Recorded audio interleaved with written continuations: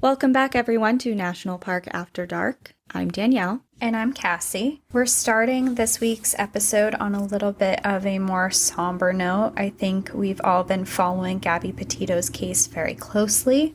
If you haven't heard of it, she is a van lifer who is out exploring all the national parks across the country with her boyfriend, and she went missing while he returned home to Florida. Recently, we did record an introduction to bring information about her case to help keep an eye out for her. About 20 minutes ago, we did receive confirmation that her body was found in the Grand Tetons. Cassie and I originally recorded our episode on Wednesday. We had an introduction with the information that we had at hand at that moment, at that time about this case, but we wanted to come back on and kind of redo the intro a little bit just to give the most accurate and up-to-date information that we can. So we're recording this, like Cassie said, Sunday afternoon, right after the live conference where the FBI and National Park Service came on and said, while they cannot confirm 100% that the body found in the Grand Teton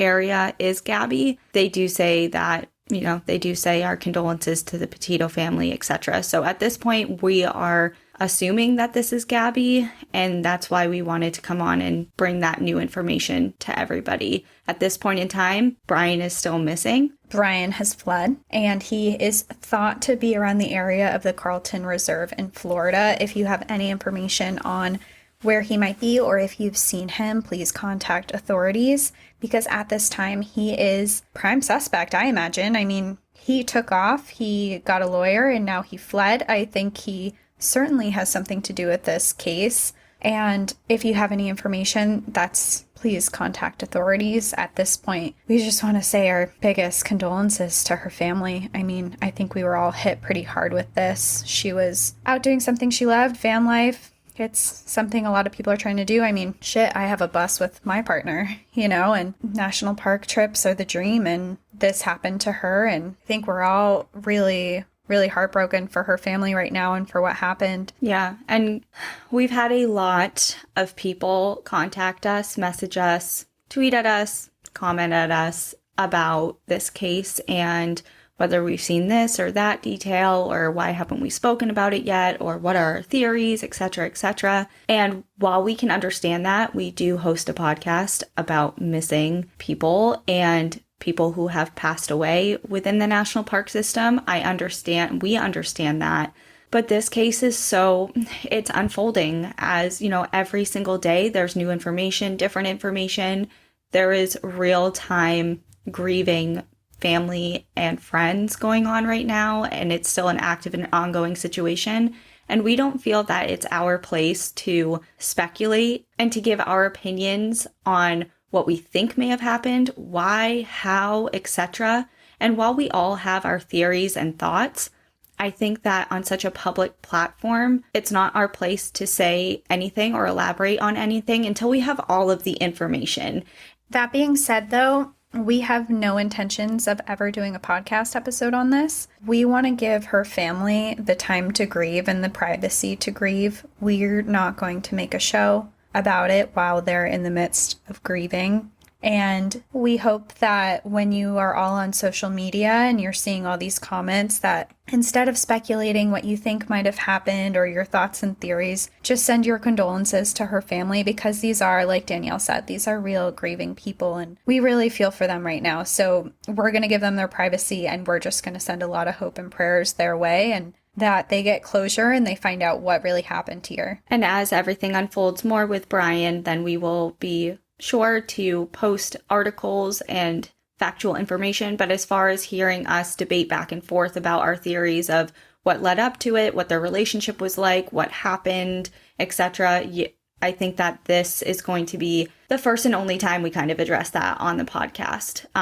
But I know that everyone who has sent those messages to us is doing it not maliciously in any way, and we're not upset or trying to, shame any of that, because like I said before, this is the content of our podcast. But a lot of the stories that we do are much older and not happening hour by hour we're not live reporters. We have nothing to do with the official case, so we don't feel like this is our place to, really dive deep into it. So as far as we stand right now, we are so, so sorry to the Petito family, and I think that's it. I guess kind of going into stories that are really close to home for this episode, we're going to be diving into these stories that our listeners are very close to and they sent in themselves. So this whole episode today is going to be a series of stories from our listeners. So these stories are also very close to our heart.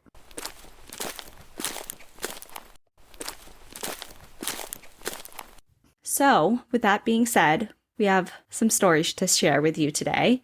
And who's going first? I think you should go first, right? Yeah, sure, why not? Hey there. So I only just discovered y'all when your Mount St. Helens episode popped up on my recommended list on Apple Podcasts. When I saw that you had an episode about the Stanley, I got so excited. I worked at the Stanley as a manager for the coffee shop in the lower level of the main building from fall of 2017 to late 2018. I seriously miss it every single day. For me, there is warmth and glimmer and comfort at the Stanley that is literally unparalleled. I know exactly why spirits decide to stick around there. I wanted to share a few stories that I have. Funny enough, I used to be terrified of the Stanley and thought I would never step foot in it. As a kid, anything and everything paranormal was petrifying. Whenever my family would visit Rocky Mountain National Park, I always made a point that I did not want us to even drive up to the Stanley for a closer look. It wasn't until I was 20 years old and dating a horror movie enthusiast that I finally went inside. And lo and behold, at the age of 24 and desperate for a job without a huge commute, I started working there. On my third day at the job, I was scheduled for training on how to open the cafe. It was early October, and at 6 a.m., the sun hadn't risen yet over the valley. I parked my car, got out, and started walking towards the main building, when all of a sudden, a small, wispy, translucent, amorphous, whitish, blobby-looking thing darted out in front of me and promptly disappeared into thin air. It bounded like a small animal, and it was clear as day. Even though I know it happened in the literal blink of an eye, it was just so real. I don't know how else to describe it, but it was as real as me sitting here looking at my computer. It wasn't like seeing something out of the corner of my eye or mistaking a distant shape for something else.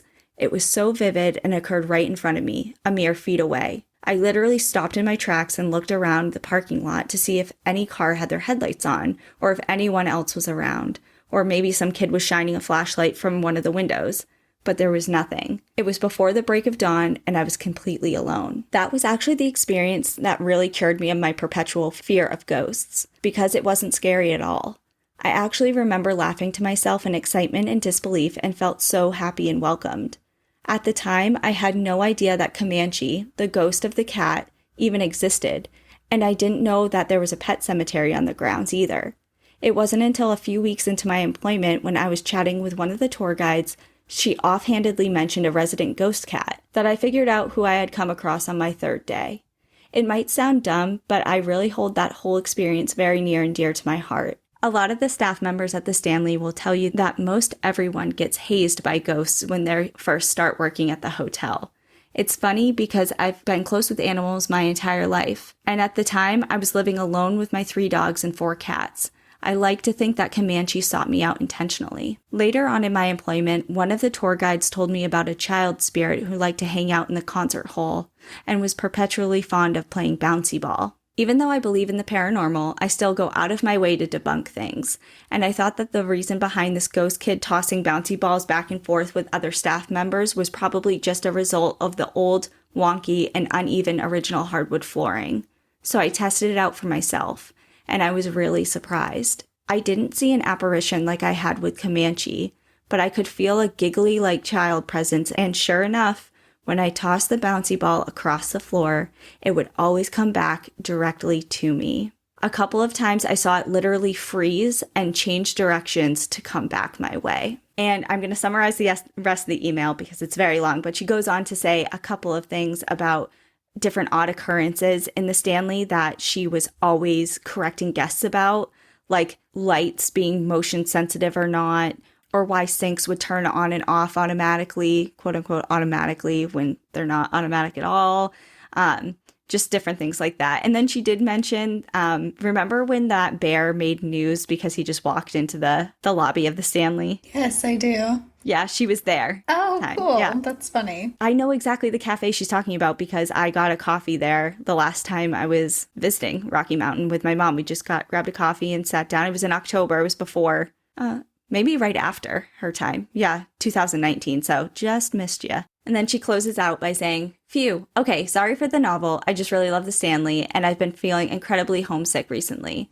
Thank you for covering it on your podcast. You really did it justice, and it was a pleasure to listen to. Cheers, Erin. Aw, that's so nice. I love Thanks, ghost Erin. stories. Thanks, Erin. I really loved it, especially not only because we covered the Stanley, but there's just something about a hotel, as you know now. I just really love old hotels. There's such a charm and feeling about them, and just that they've seen so much and been a part of so many lives in some way. And the Stanley is obviously the epitome of that. So to hear from someone that had experiences there is really cool. Yeah, I love her stories. I have never had a paranormal experience. And as I've kind of stated before, I am also afraid of ghosts, but I feel like her experiences would have been fun for me. I wouldn't have been terrified in that. And just between the cat and the child, that's so cool. All right, what do you got? All right, we'll go into my story. Yours was very lighthearted. We're going to go into one which is not as lighthearted as yours and is pretty sad. This story is going to take place in Saguaro National Park. And I just wanted to talk about the park a little bit like we do in our normal episodes before we go into our listener story. Saguaro National Park is located in southeastern Arizona. They see just about over 1 million visitors every single year. The park is over 92,000 acres and has two separate areas, the Tucson Mountain District and the Rincon Mountain District. This park protects a lot of different flora and fauna native to the area, including giant saguaro cactuses. Both districts of the park contain parts of the Sonoran Desert, which covers part of Arizona, California, and Mexico. It is the hottest desert in all of Mexico. While December through March, the weather here is mild with temperatures between 40 to 75 degrees Fahrenheit, the summers are exceptionally hot. Often the temperatures will reach over 100 degrees Fahrenheit, especially between May and October. Summer can also bring extreme storms of rain, lightning, dust storms, and flash flooding to the area. Popular activities inside of this park are hiking, bicycling, and horseback riding. And to go on to our email that we received from our listener, he says, kind of random, but after listening to episode 11, which was our episode on Carlsbad Cavern with the dehydration story, I just felt compelled to share the story about my brother Brad. I just figured it could be helpful to any inexperienced hikers that might be planning a desert trip in the near future. Feel free to share if you ever do another episode on dehydration or scary desert stories. My brother Brad was 34 years old when he died of dehydration in Saguaro National Park. We were best friends and two avid lovers of the outdoors. My brother and I shared a special bond, especially when it came to the outdoors. We planned to visit every national park together, and the last time I spoke to him, we were planning to hike the Appalachian Trail together. My brother was home in the outdoors. It was his place, and Brad was a very experienced hiker. He was living in Chicago at the time and called to tell me he was going on a work trip to Tucson, Arizona, and had planned to do this hike in the Saguaro National Park called the Gould Mine Trail. It was around an 8-mile round-trip hike.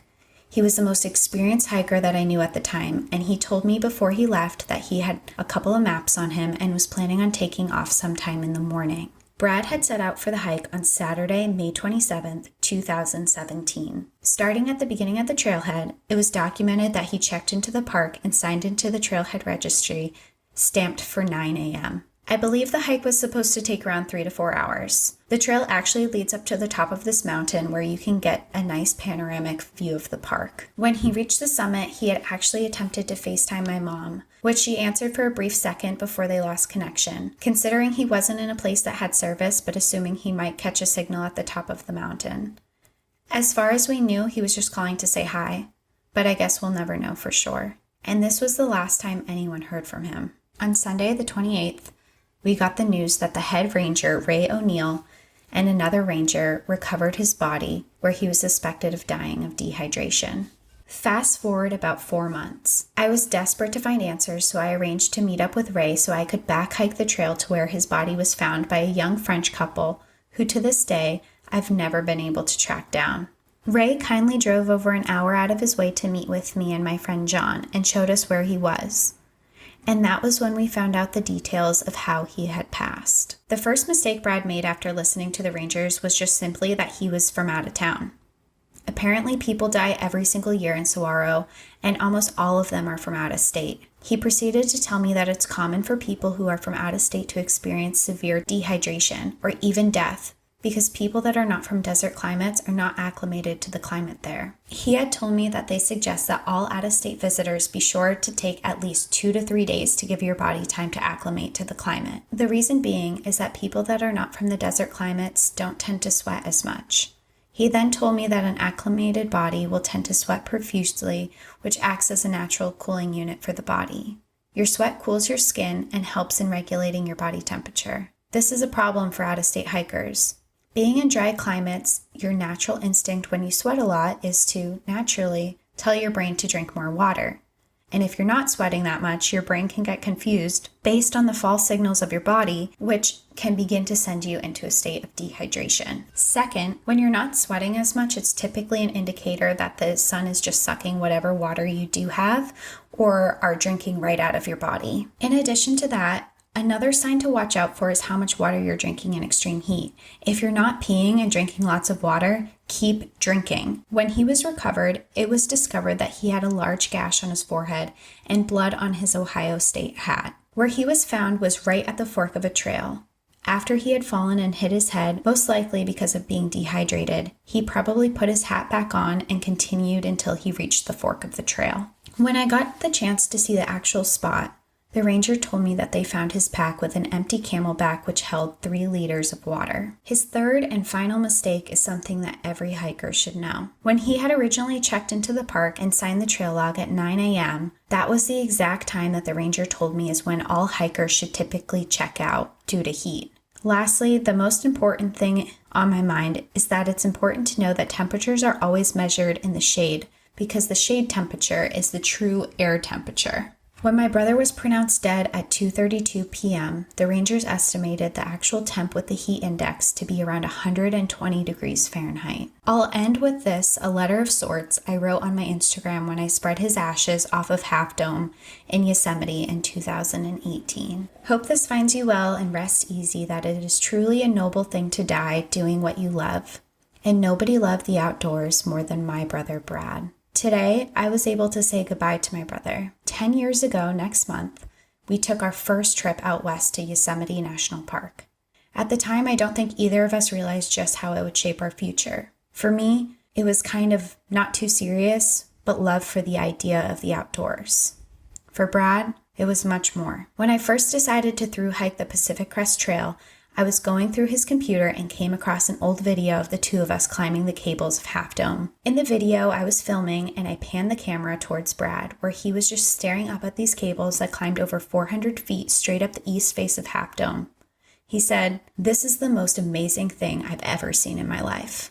I know now that it was for both of us. Brad was planning on retiring at 39, and before he died, he told me that he wanted to get some land in Alaska and stake a claim. I used to joke around with him about it, but I think he was honestly looking into it. Alaska, Machu Picchu, and a thru hike. Those were next on his list. Well, last June, my parents spread a piece of him in Denali National Park, a month after he died. Next year, the family is planning on spreading a piece of him at his favorite lake that is only accessible by my uncle's property, a mile outside of the east entrance of Yellowstone National Park. My brother Tyler is planning on spreading a piece of him on the Appalachian Trail. And now, after walking almost 1,000 miles, I'm back to where our journey began together 10 years ago, at the base of these cables. I know now, Brad, in my heart you can be at peace for you and for me. But our last adventure together only ends at the Canadian border. All the best, Ben. Wow. That's really tough. Yeah. This story really touched my heart a lot. Mainly, I feel so sad for that situation and how close they were, and thank you for sharing that story with us. When we talked further in email, he said that he wanted to share his brother's story because he wanted it to be a learning lesson for other people. So this doesn't happen to other people. So spreading his story and making you aware of what happened to him might save someone else's life. So that was why he wanted us to share it today with all of you. It also strikes a chord with me a lot because I almost lost my partner to dehydration last year. It's a really serious thing. I mean, you can joke, and I know we've probably all joked and been like, oh, I'm dehydrated. But if you're dehydrated, your organs shut down. You're in the hospital. My partner last year, he got heat stroke, rhabdomyolysis. He passed out, didn't wake up for over 12 hours, and then his organs shut down, and he was in the hospital for over a month. He didn't recover for 4 months, and I was really lucky and fortunate that he did. But hearing his story and what could have happened really strikes a chord with me personally, and I think it's such a great lesson for all of us to learn, especially if you are planning to go to the desert. Danielle and I were just in the Badlands, and we were even out there like, okay, we can't go too far. We don't have enough water with us. And we felt the heat, and we ended up turning around before finishing the trail we were on because of it. And it's just, it is a really important lesson. And we really like that Ben highlighted the mistakes that were made so then other people can see and be aware of how you need to prepare for these. Well, I especially love how he did highlight the mistakes, but he also made sure to mention several times that his brother was an avid outdoorsman. This wasn't his first rodeo. And I think a lot of us can get somewhat comfortable in our abilities when it's like, I've done this trail, or I've been in this type of environment, or whatever the case may be. I'm not saying that we should always be on high alert and preparing for a dire emergency every time we step out onto a trail, because that would take away some of the magic of it. However, this story kind of serves as a little bit of a grounding experience to just kind of reflect on things that could happen to you, because I mean, it happened to his brother, and it's happened to a lot of us. So I really hope that you guys got something out of that, because we definitely did. And touching kind of on what you said with him being an experienced hiker, at the beginning of the story, he said he told him exactly where he was going to be, his hike, what time he planned to leave. He had water with him. He was experienced, and this still happened. So he did a lot of things right, and there were a couple mistakes that ended up being really horrible. And like we kind of said, in how he wants is this just to be a lesson for everybody and to spread the word of his brother. We all love the outdoors. We all want to be safe out there. It's very much appreciated that you shared that with us and wanted to share your brother's story. It sounds like the world lost a really amazing person that day. And we're glad you got out on the thru hike and your family is doing such beautiful things in his memory.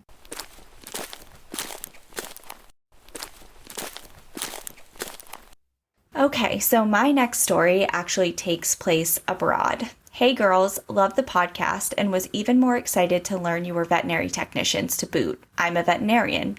I did my PhD research. I'm also a disease ecologist in Kruger National Park, looking at FIV, immunity, and co-infections in African lions, and worked there on and off for 8 years. As far as stories from Kruger National Park, there are a lot of them. Some possibly more myth, some definitely true about animal encounters as well. Kruger National Park is the largest national park in South Africa and is transboundary along the Mozambique and Zimbabwe borders, with extensions of the park also sharing areas with national parks in those countries. It is about 7,000 miles squared from what I can remember, and comprises an area ranging from jungles, scrub and small bush, and rocky terrain. The park is fenced in around the perimeter to keep out poachers and to try to keep the wildlife in from surrounding settlements, though the animals mostly view the fence as optional. A lot of the lions we were capturing to collect samples from would just pop over the other side of the fence. LOL.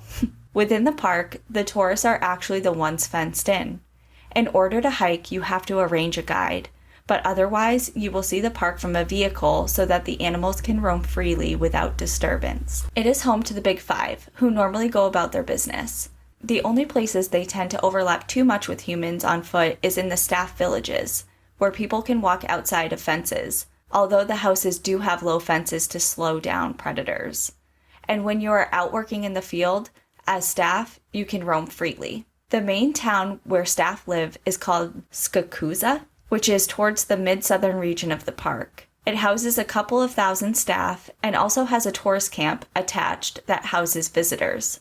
The tourist camp is heavily fenced, and the only animals typically inside the camp are warthogs, which will dig under the fences, and vervet monkeys, and occasionally baboons who take advantage of the food within the camps. The 3 definite animal attacks I know of did not happen in the tourist camp, but rather the staff village. As most staff live there year-round, you can imagine that we know it's a constant risk, but you also have to live there, so you go about your normal life. This first one happened about 5 years prior to me starting work, and I don't know too many details, but from what the people there at the time said, I know that a woman was out running in the staff village. Like I said, the houses are fenced, but humans and larger fauna wander the streets together.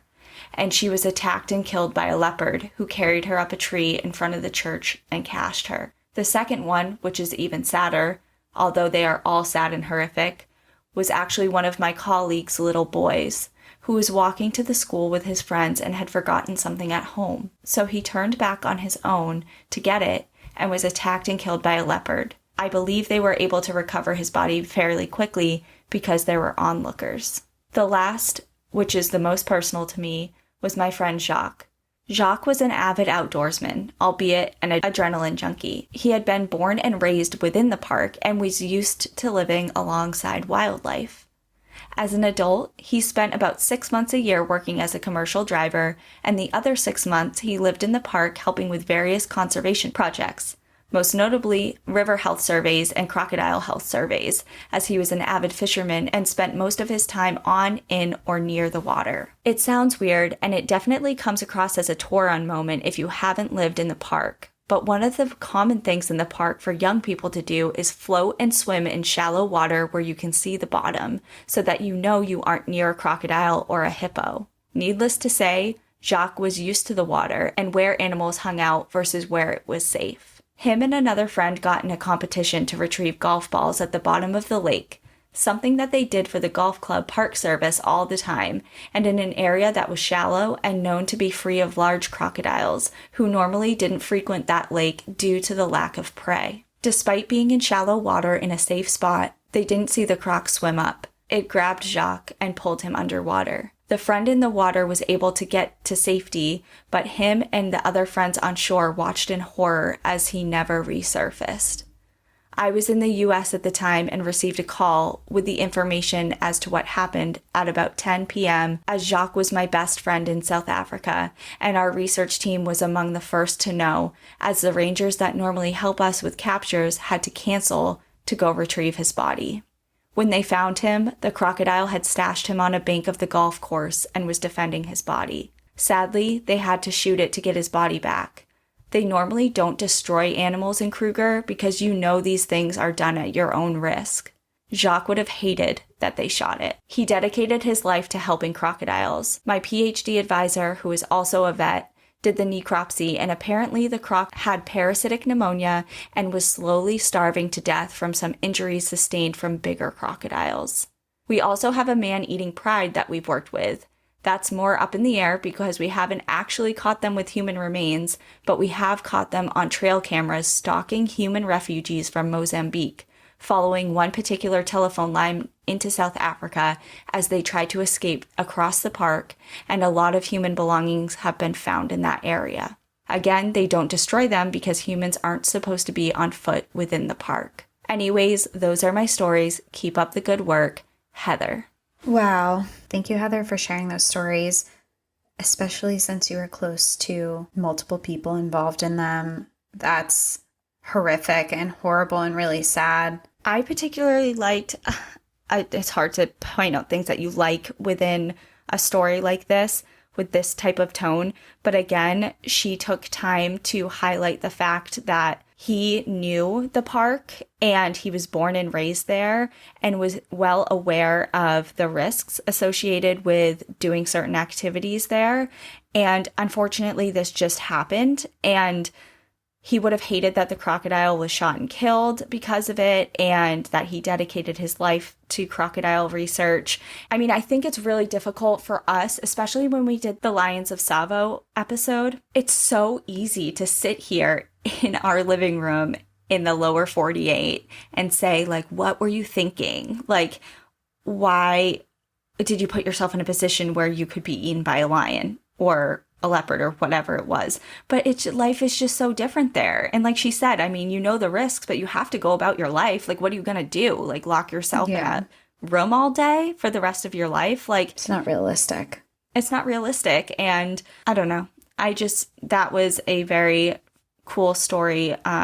Just coming from another person in the veterinary world, that's awesome to hear, and how it tied into something that we've covered. And we're really sorry to hear about your friend Jacques. But again, another thing that I think a lot of times it's easy to assume when you hear a story or read a story, especially if it's just a headline. She said this is like a Toron's moment, just looking from the outside in. And I agree. Like, if we just saw the brief SparkNotes version of like man in a river getting golf balls, gets taken by a croc, it's like, well, why were you in a river?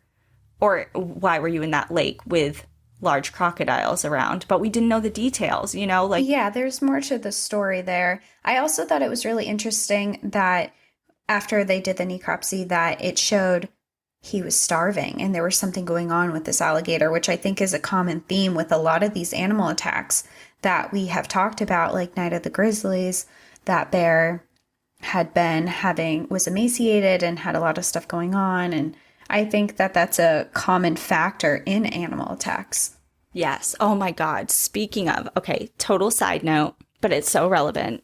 So I just got this book lent to me. It's called Fuzz by Mary Roach. I love this author, and I think a lot of people do too, based on your messages.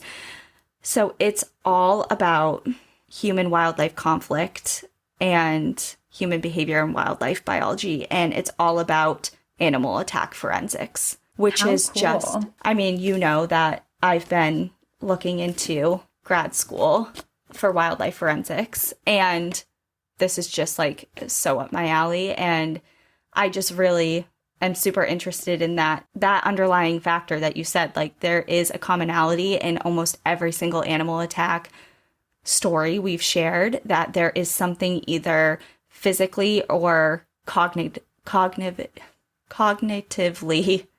why is that so hard to say? Cognitively wrong. You know, it's not a young, healthy animal in a lot of cases. So anyways, if you want more in-depth discussion about all that, the Lions of Tsavo, we kind of get into it a bit. But anyways, thank you, Heather, for sharing such personal stories.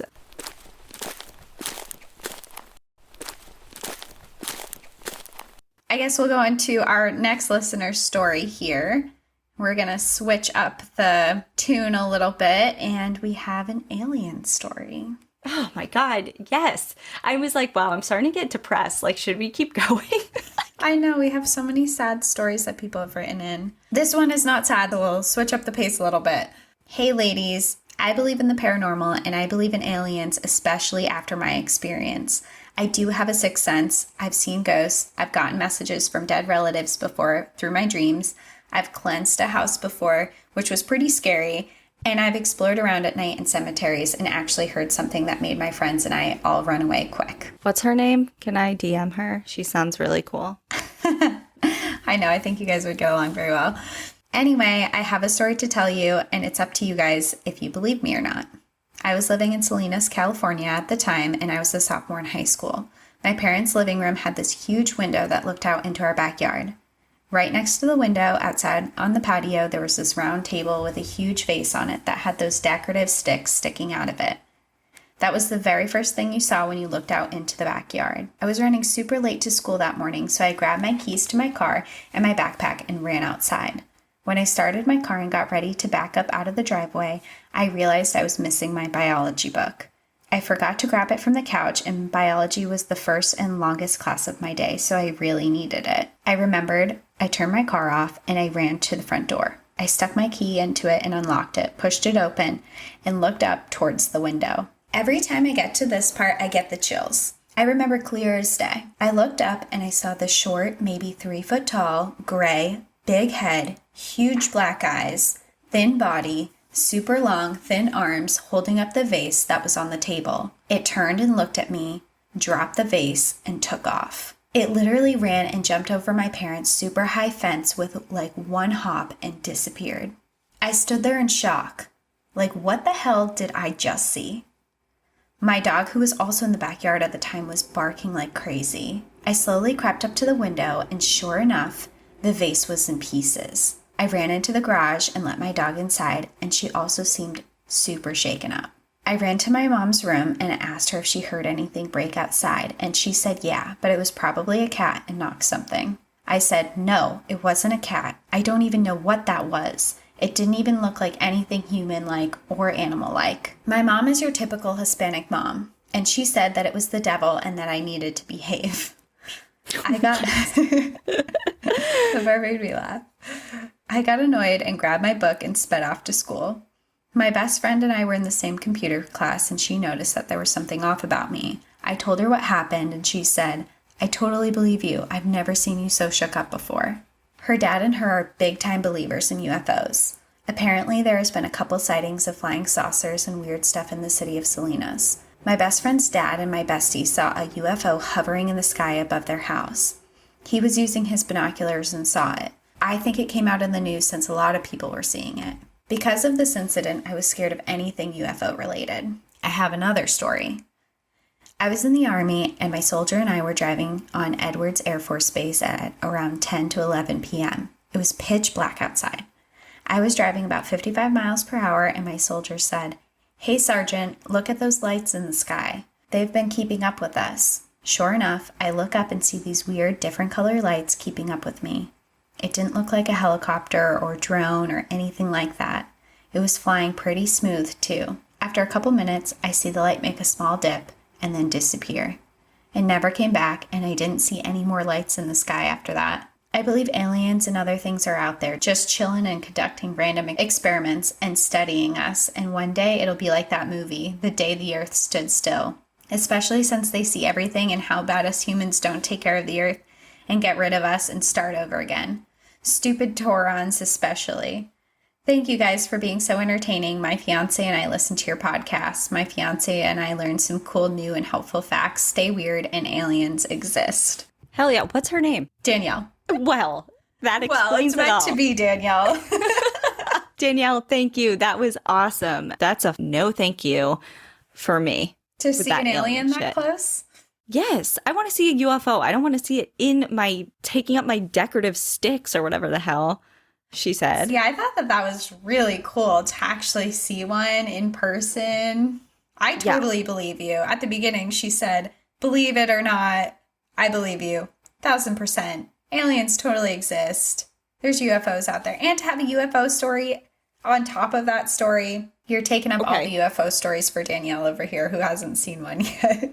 Yeah, well, I'm telling you, this is my theory. That little alien that you saw in years before in your yard, it's got fucking tabs on you now, and it's tracking you and watching you throughout your life. That's what that was following you. Have you ever thought about that? She's like, I'm afraid of aliens, and you're like, yeah, it's stalking you. I liked her theory that it's going to come, that aliens are going to come and scoop up all of the Taurons. I liked that theory. There we go. Don't touch the bison, and aliens going to abduct you. Awesome, Danielle. Thank you so much for sharing that.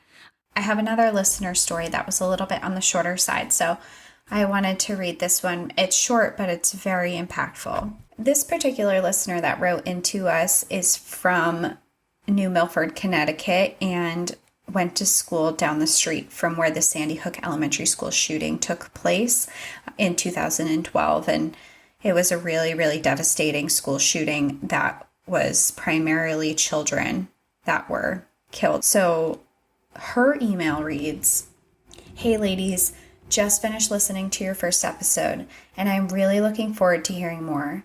I just wanted to tell y'all that I live in New Milford, Connecticut. New England represent. Hi. Whoop, whoop. Which is only 13 miles from Sandy Hook. I was in math class junior year when the shooting happened. My friend raised her hand in the middle of class and says, "My mom just texted me. She said there was a shooting in Sandy Hook." The entire class went silent and looked at her. Our teacher responded, "No phones in class," like any other teacher probably would have said. Within seconds, the alarms went off. Code blue. This is not a drill. We all went to the back of the classroom with the lights off, the blinds shut, and had to just stay there, silent for what felt like an eternity. We stayed in lockdown until after 5 p.m. It was pretty much one of the craziest things I've ever experienced and would never wish that on anyone. Anyways, keep up the good work and thank you for keeping me entertained. Ugh, that just gives me chills reading that. I remember exactly when that happened. I was in college and I had friends who were from New Milford, Connecticut. And I remember we set up fundraisers and drives for the families there. And I cried when I heard about this. So when hearing a story from someone who was physically in that area and was affected by it in a school, it makes me want to tear up. It's just so sad to think of children in lockdown in a school because of violence like that. Yeah, there are moments that definitely kind of get imprinted. You just know where you were, what you were doing, how you were feeling, and kind of like tragedies like 9/11 that we just had the 20th anniversary of. And for like you said, for someone to be kind of wrapped up in it, you don't know what's going on. It's like there was a school shooting. It was so close. Like, is our school next? Like, what's happening? That's terrifying. To be in lockdown and having to be silent while all of that's happening, they're so sad. And not knowing any details, like, yeah, horrifying.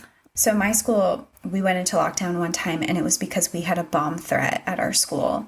And we went into lockdown for hours and we ended up having to leave the school and walk down 1.5 miles away from our school. And what it was is one of the kids in our class made a fake looking bomb and put it in the bathroom. It wasn't active. There was nothing that it could have ever lit up. It just looked weird. I don't even know what it looked like. I'm guessing it was just like tape around something and they got really nervous. But we ended up having to walk all the way to the elementary school, which was like 1.5 miles away. And we were in lockdown. And another time we went into lockdown and we had no idea what it was for. We thought that maybe it was a school shooting or it was some type of violent thing, and we were in lockdown for hours in our room and had to be completely silent. I remember we had to sit behind this door and hide, like scrunched down, and it ended up being an anthrax scare. Someone had broken open a slide in the biology room and they didn't tell us that. So all of us were really nervous that something really horrible was going on in the school, and the anthrax ended up not being live. It was not harmful to anybody and it was fine, but they didn't tell us for hours that it wasn't an issue of violence or anything. So we were all just thinking the worst for hours. So I can kind of relate, but not really, because I can't say I can relate to an active school shooting because that's awful. And to actually be locked down when you're getting text messages that there's a school shooting going on I can't even imagine that. Yeah. Wow. That one's heavy. Yeah. Well, to brighten it up a little bit, my last one is also about aliens. So we have 2 alien appearances in our episode today. Cool. What's up, ladies? My name is Max, and I just listened to your episode on the Great Sand Dunes National Park, a place I've spent a good amount of time. I grew up in and went to college in Colorado, and it's in those college days where my story comes from. My roommates and I studied natural resources of some kind, and that, of course, results in a lot of time spent where many never go. One roommate spends every summer hiking to remote lakes in the San Luis Valley region near the sand dunes to survey fish populations. After the summer of 2020, he returned with a wild story. Him and a small group of coworkers were tented up in a highly remote alpine lake. That night, my friend experienced dreams of bright lights and strange figures, and was eventually awoken abruptly to an intense light hitting the tent from all angles. Shortly after, one of his coworkers in a nearby tent screamed bloody murder. My friend grabs his protective firearm and rushes outside to find that the unknown light had suddenly disappeared in a matter of seconds, and that his coworker's tent had a person-sized hole in the side of it. He approaches the tent to find his coworker laying on top of their sleeping bag, sweating profusely in the 35-degree night, staring into space in terror. After consoling her, she tells my friend of an intense dream which can only be described as a full-blown alien abduction. At that point, every person present explained an eerily similar dream to my friend, of bright lights and strange figures. Due to the fact that they still had a week of work to do out there, they decided it was best to just toss out the events as sleep deprivation and move on. Fun fact, I was looking right at Pikes Peak when y'all mentioned it, and I thought that was fun. While the Ute translation of the mountain's name is indeed sun, the actual word is Tava. I always try to use that because fuck a white guy who didn't even climb it, claiming it as his own. Anyways, just found the show today and I really enjoyed it. Keep it up, Max. Damn. That's like a UFO abduction, potentially. There was a hole in the tent and... Well, and everyone was having like those same vivid... Same dream. Yeah, something's fucking up. You guys got visited, or you and your... Not you, Max, personally. You're safe. But your friend and all his little group out there, or her little group out there, they were all just visited, for sure. That's wild. That's so wild. Especially I love hearing these stories because nothing like this has ever happened to me, and I'm not sure I want it to, but I do want it to happen to you guys. So okay, I want to go outside right now, stand in my yard, and put my hands behind my back and look up into the sky and say, "Why not me?" Something fucking happened to me. Like I just want to see something. Something happened to me, and me be totally safe and meet some aliens, and then come home. Yeah, I just need like a quick little bop into the experience. Kind of like, perfect example, my mountain lion experience. I saw a mountain lion within 2 feet. I almost hit it with my Jeep. And it was the coolest animal experience I've ever had because it just slowly crossed the road. It was in a really dark, desolate area, dirt road, middle of the night. It just leisurely took its time crossing the road. I got such a great look at it. And then it was gone. And it was brief. I was in the safety of my own car. And I could just drive away. Like I wasn't like encountering it in the trail. It wasn't attacking me. It Safe wasn't, distance. Right. Like I just want that. I don't think you get to pick and choose your alien abduction though. I can put the vibes out though. Okay. I can put the vibes out and hopefully. Maybe they're listening to this podcast and they're like, all right, Danielle. And they're like, okay, well, yeah, probably not you. We have better things to do, but okay. Oh, well, anyway, thank you, Max. Me because I don't want it. Do you have something lighthearted to finish us up? No. You don't? That's all my story. Oh. Okay, well, I liked the end. Max's story was great to end on. Yeah, I think that was a good ending note there. Awesome. Well, I think this was a success. A lot of varying topics. We learned a lot. We were grounded. We laughed. Cried. We cried. But hearing from you guys means so much to us. It really does. And we try and get back to all of your emails. I know we've been getting a lot of them. So it's been taking a while for us to return the emails because we have been getting a lot of them. We are working through them and we are trying to respond to all of you. So if you haven't gotten a response from us yet, I'm sorry. We are working through it. We so appreciate all of the stories that you all send, and we do read every single one of them. So thank you so much for sending them in to us. Keep sending them in to us because we want to keep doing episodes like this. Yeah. And if yours was not read, maybe they'll make an appearance on another episode. So thank you again for taking the time to share your personal stories that a lot of you hold really near and dear to your heart. Sharing them with us, what an honor. So thank you so much. Thank you, everyone, for tuning in. As always, enjoy the view. But watch your back. Might be aliens. Definitely. Danielle, I'm talking to you. It's aliens. They're following you. Bye. Thank you so much for joining us again this week. If you have a trail tale or story suggestion, send us an email at npadpodcast@gmail.com. Follow us on Instagram and Facebook at National Park After Dark and on Twitter at NPAD Podcast. Come hang out with us on Patreon for monthly bonus episodes and exclusive content. For more information on our show, our book recommendations, merch updates, and more, visit our website at npadpodcast.com. Remember, when you support our partners, you're supporting the show. For quick access to our special discount codes, visit the show notes, where you can also access source information from the episodes. And please rate, review, and subscribe from wherever you listen to podcasts.